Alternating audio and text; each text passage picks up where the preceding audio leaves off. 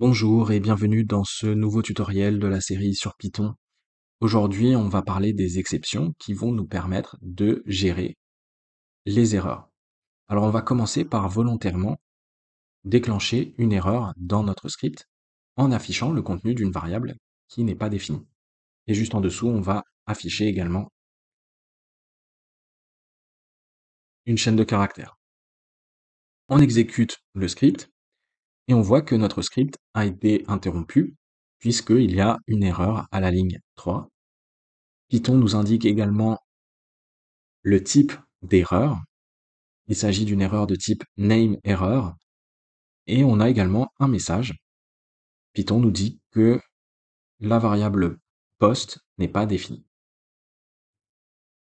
Et donc le script a été interrompu. Autrement dit, toutes les lignes de code qui se trouvent après l'erreur, après la ligne 3, n'ont pas été exécutées. Alors comment peut-on éviter l'interruption du script? Eh bien pour ça, il va falloir gérer manuellement l'erreur à l'intérieur du script. Et pour ça, on va utiliser un mécanisme qui permet de capturer des exceptions. Ce mécanisme, on l'a déjà vu au cours de la série. Il va falloir utiliser des blocs try except.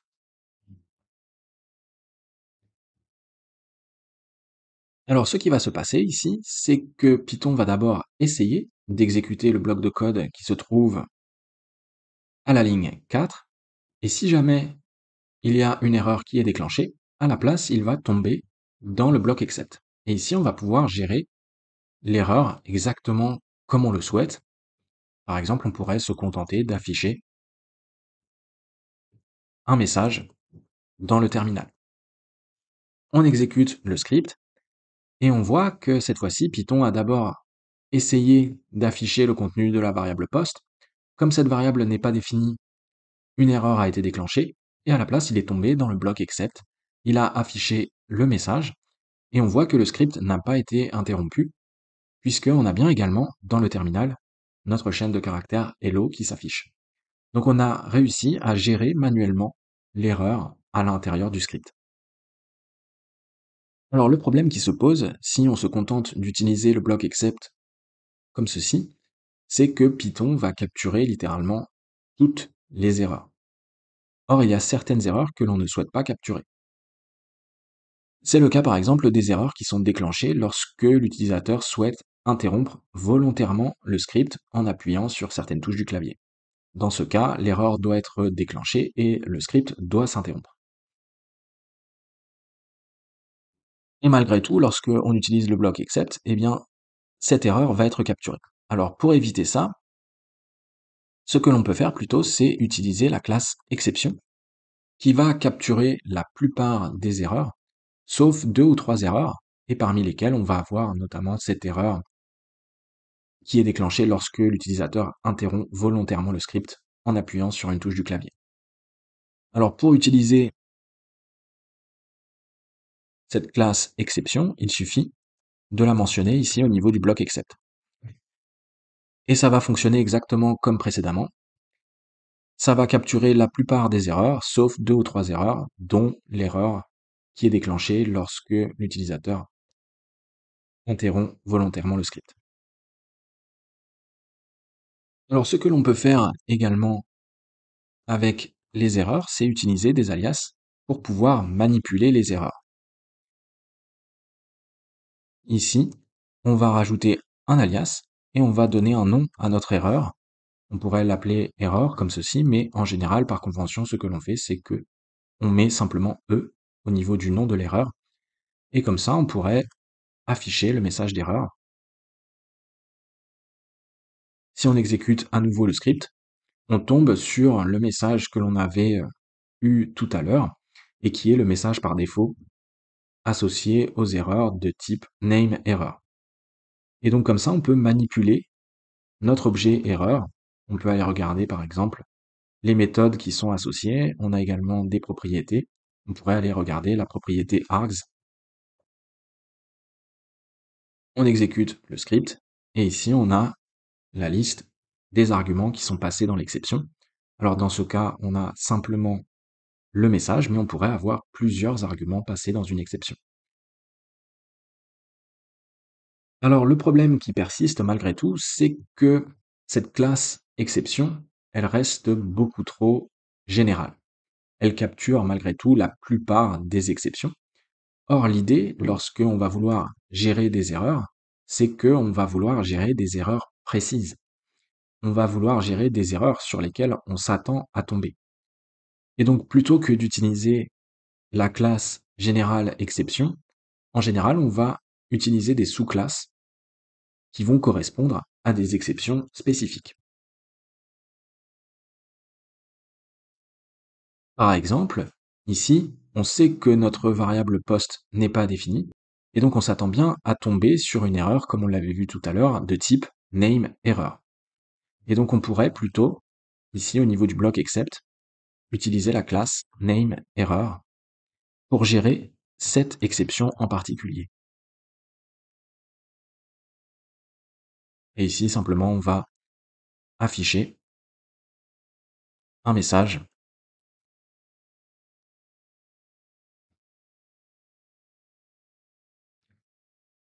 On exécute le script et on voit qu'on tombe bien également dans notre bloc except. On est venu capturer toutes les erreurs de type nameError. Alors par contre, comme on est très précis au niveau des erreurs que l'on souhaite capturer, eh bien par exemple, si on vient déclencher un autre type d'erreur juste avant, eh bien cette erreur ne va pas être capturée. On exécute le script, et effectivement, lorsque on fait la division par 0, il y a bien une erreur qui est déclenchée, et comme dans le bloc except, on capture uniquement les erreurs de type nameError, eh bien cette erreur n'a pas été capturée. Par contre, à l'inverse, si on venait déclencher cette erreur ici,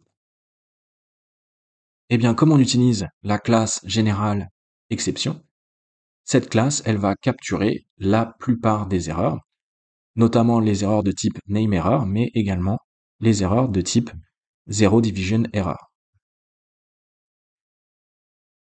Et donc dans ce cas, il n'y a pas d'interruption du script, puisque l'erreur a également été capturée par la classe générale exception.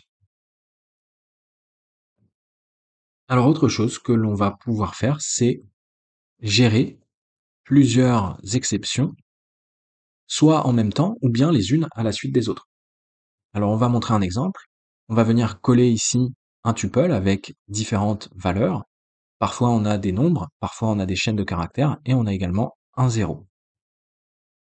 Ensuite, on va boucler sur les différentes valeurs du tuple, et dans un premier temps, on va essayer d'afficher dans le terminal le résultat de la division de 100 par la valeur sur laquelle on est en train d'itérer. Et au niveau du bloc except, on va gérer plusieurs exceptions en même temps. Alors avec la division, on sait qu'on pourrait tomber sur une erreur de type, lorsque par exemple on va essayer de diviser 100 par autre chose qu'un nombre, et on sait qu'on pourrait également tomber sur une erreur de division par 0. Et on va gérer les deux cas en même temps en affichant un message d'erreur commun aux deux types d'erreurs.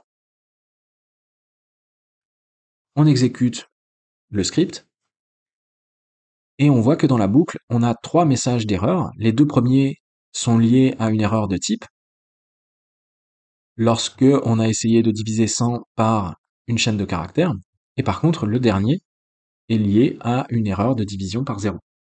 Donc on a géré comme ça les deux types d'erreurs en même temps. Mais dans la pratique, ce que l'on va faire généralement, c'est que on va gérer les erreurs les unes à la suite des autres pour traiter spécifiquement les différents cas.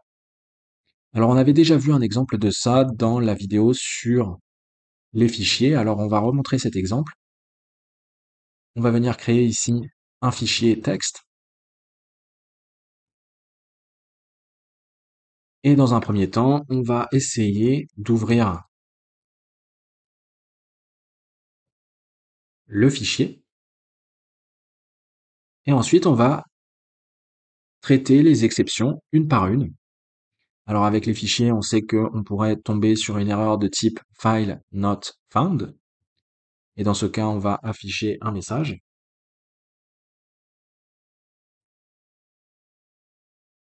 On sait qu'on pourrait également avoir, par exemple,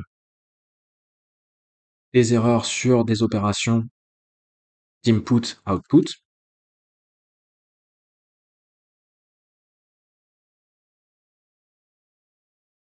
Et ensuite, une fois qu'on a géré les exceptions sur lesquelles on sait qu'on peut tomber, on pourrait rajouter un cas général en utilisant la classe exception qui va capturer la plupart des erreurs. Et ici, on va mettre un message beaucoup plus vague en disant simplement qu'une erreur s'est produite.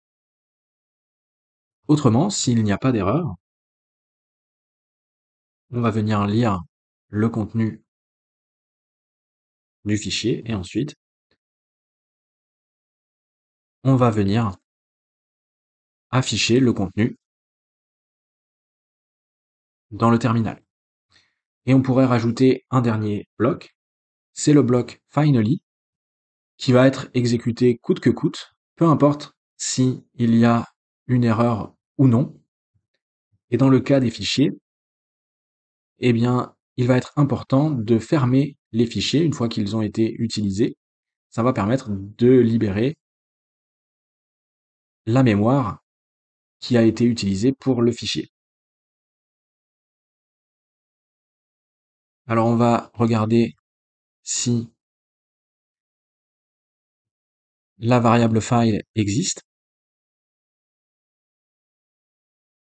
Et si c'est le cas, on va venir fermer cette ressource et nettoyer la mémoire qui a été utilisée pour ouvrir le fichier. Et comme ça, on a notre bloc de code qui vient d'abord essayer d'ouvrir le fichier, ensuite on gère certaines erreurs sur lesquelles on sait qu'on est susceptible de tomber. On a également une exception générale pour traiter toutes les autres erreurs. S'il n'y a pas d'erreur, on vient lire le fichier. Et en définitive, coûte que coûte, on vient nettoyer la ressource et libérer l'espace dans la mémoire en fermant le fichier.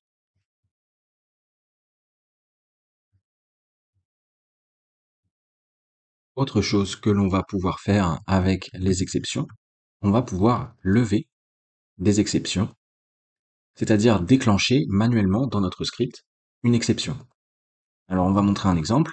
On définit une fonction avec un paramètre a, et en premier lieu, on va aller regarder si le type du paramètre a n'est pas un integer, donc un nombre rond. Et si c'est le cas, on va lever une exception. On utilise le mot-clé raise et on va lever une exception avec une erreur de type. Et au niveau du message, on va mettre seuls les nombres ronds sont autorisés. Après la condition, on va pouvoir afficher le résultat de la fonction en multipliant le paramètre par lui-même. Si on essaye notre fonction et que on renseigne en argument un nombre à virgule, lorsque on exécute le script, on tombe sur notre erreur. Le script a été interrompu et on a bien une erreur de type avec notre message. Et comme précédemment, on pourrait venir gérer cette erreur avec un bloc try except. On va venir capturer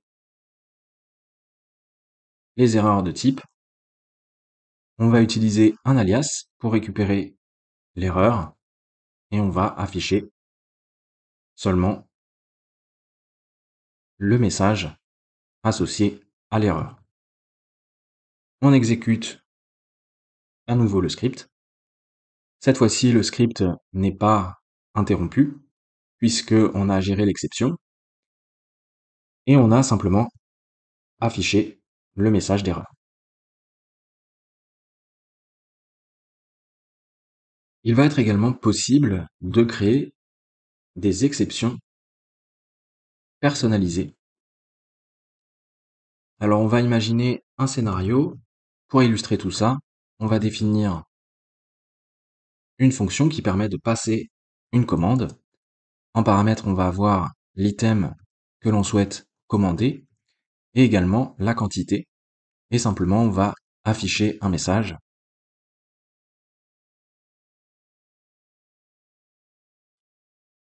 Commande en cours et on va reprendre la quantité et l'item. On va pouvoir exécuter notre fonction et on pourrait imaginer de rajouter une condition pour vérifier si l'argument qui a été passé en premier paramètre est bien présent dans une liste d'items par exemple. Alors on va définir une liste d'items disponibles.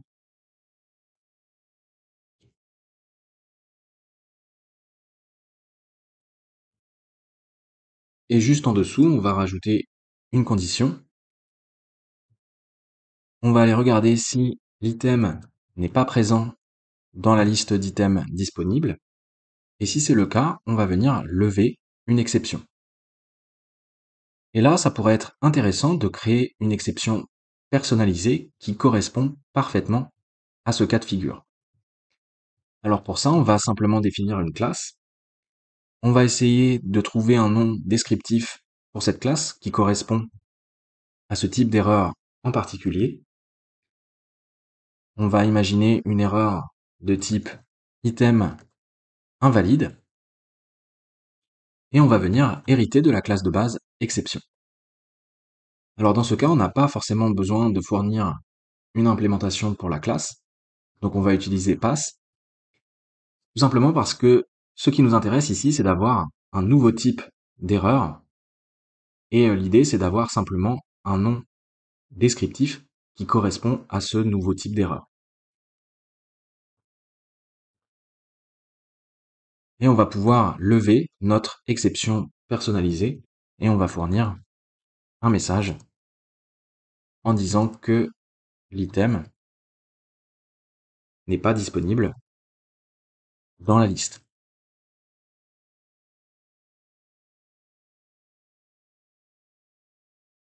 De la même manière, on pourrait également rajouter une autre condition.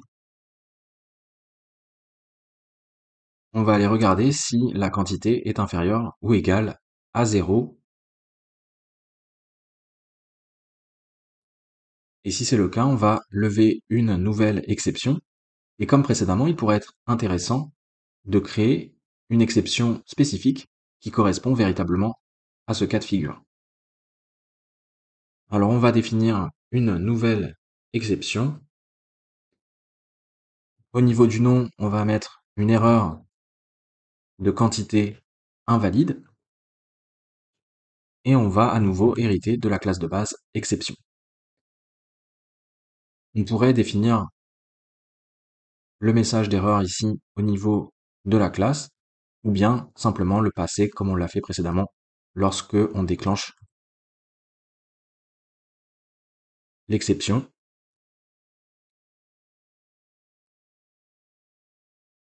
On va mettre ici la quantité doit être supérieure à 0.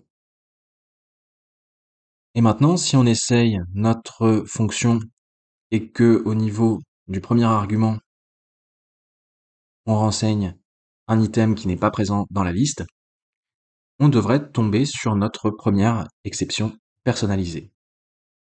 Et on voit que effectivement, le script a été interrompu et au niveau du type de l'erreur, on est bien sur une erreur de type item invalide.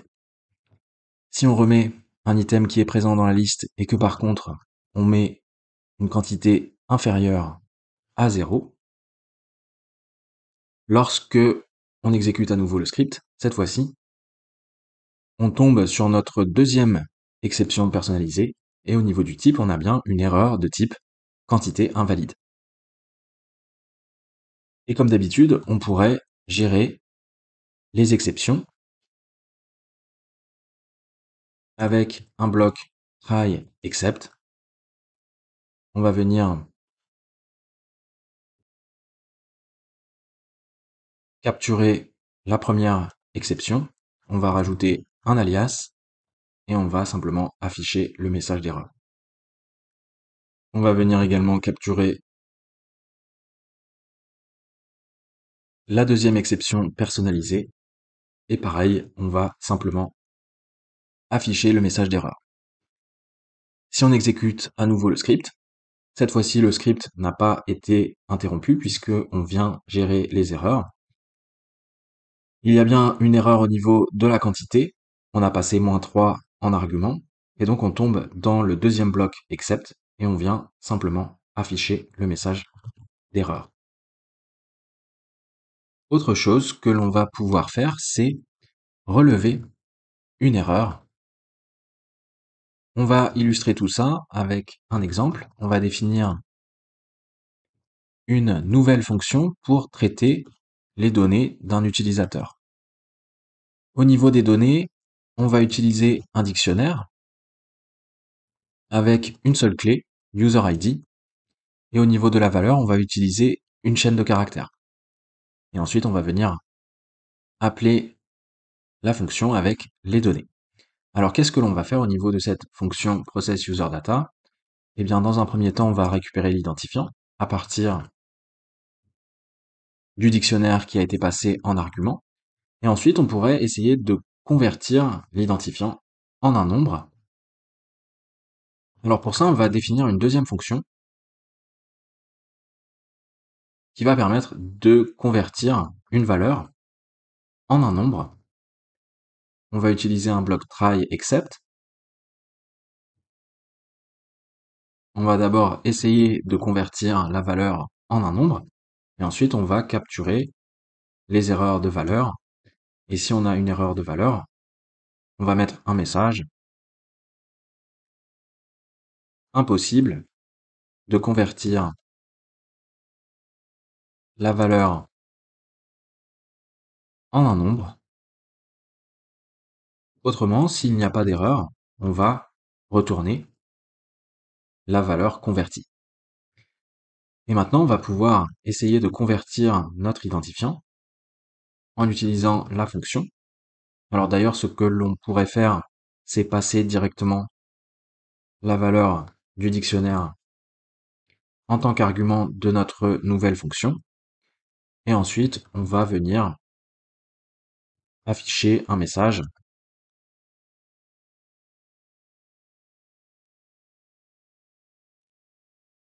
comme ceci. On exécute le script et tout fonctionne correctement. Alors on va ensuite essayer de déclencher une erreur. Au niveau de la valeur de l'identifiant, on va passer une chaîne de caractères qui ne peut pas être convertie en un nombre. On exécute le script et on tombe bien dans notre exception de valeur. On a notre message qui s'affiche, mais le problème c'est qu'on ne vient pas traiter l'erreur au niveau de la fonction principale processUserData. D'ailleurs, on a toujours notre message qui nous dit qu'on est en train de traiter un utilisateur, sauf que au niveau de l'identifiant, on a none, puisqu'on n'a pas réussi à convertir l'identifiant en un nombre. Donc il faudrait trouver un moyen pour faire passer l'erreur de la fonction parseInt dans la fonction principale. Alors pour ça, simplement, ce que l'on peut faire, c'est relever l'erreur.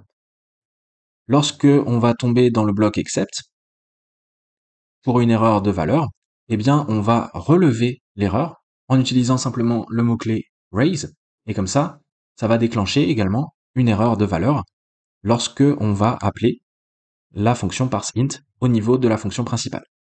Et donc on va pouvoir également gérer cette erreur de valeur au niveau de la fonction principale.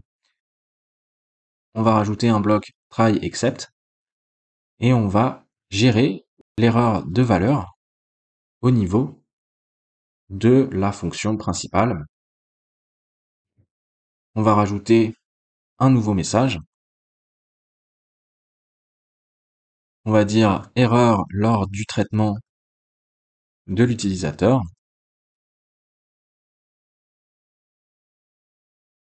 Et on pourrait également afficher le message d'erreur par défaut associé aux erreurs de valeur. On exécute à nouveau notre script et on voit que l'erreur de valeur est d'abord traitée au niveau de la fonction parseInt et ensuite elle est également traitée au niveau de la fonction principale processUserData. Et ensuite on a le message d'erreur par défaut qui est associé aux erreurs de valeur. Donc on a bien réussi à relever notre exception et à la faire passer de la fonction secondaire à la fonction principale pour gérer également cette exception au niveau de la fonction principale. Enfin, pour terminer cette vidéo, on va parler de l'enchaînement des exceptions. Il va être possible effectivement de créer des liens entre les exceptions. Alors pour l'exemple, on va définir une nouvelle fonction qui va permettre de calculer un score. On va avoir deux paramètres, A et B. Et cette fonction, elle va avoir besoin d'une autre fonction pour calculer un ratio. On va passer les paramètres A et B. Et au niveau du calcul du score, on va simplement multiplier le ratio par 100 et on va retourner le résultat. Alors ensuite, on va pouvoir définir notre fonction secondaire. On passe les paramètres A et B. Et on va prendre en considération le cas où B vaut 0. Si B vaut 0, on va lever une exception de type erreur de division par 0 et on va rajouter un message impossible de calculer le ratio. Comme on va potentiellement lever une exception au niveau de la fonction secondaire, on pourrait gérer cette exception dans la fonction principale et capturer les erreurs de division par 0.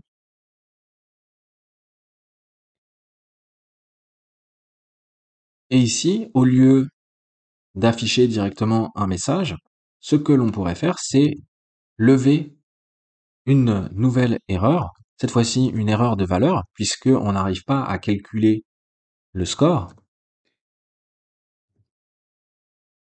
Et au niveau du message, on va mettre échec du calcul du score à cause d'une erreur de division par 0. Et on va pouvoir relier notre erreur de valeur à l'erreur de division par 0.